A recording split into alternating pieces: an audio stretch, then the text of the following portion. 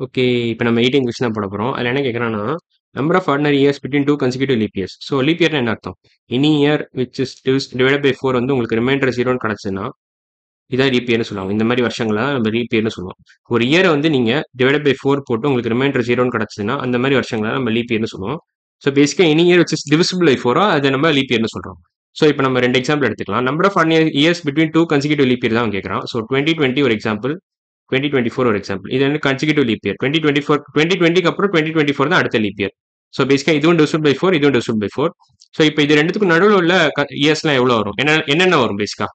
So 21, 22, 23 பேசிக்கா எல்லாரும் என்ன பண்ணுவாங்கன்னா இது மைனஸ் இது போட்டு 4 வருஷம்னு சொல்லிடுவாங்க. பட் ஆன்சர் 3 வருஷம் தான். ஸோ அதான் நீங்க லிஸ்ட் போட்டு எழுதணும் எப்போதுமே. இந்த மாதிரி சின்ன சின்ன கொஸ்டினுக்கு லிஸ்ட் போட்டு எழுதுறது பெட்டர் ஐடியா. ஸோ இந்த கொஸ்டினோட ஆன்சர் வந்து 3 இயர்ஸ். ஸோ இந்த வீடியோ பிடிச்சிருந்துச்சுன்னா என் சேனல் சப்ஸ்கிரைப் பண்ணுங்க. ஃபுல் வீடியோட லிங்க் வந்து டிஸ்கிரிப்ஷன்ல இருக்கும். So bye.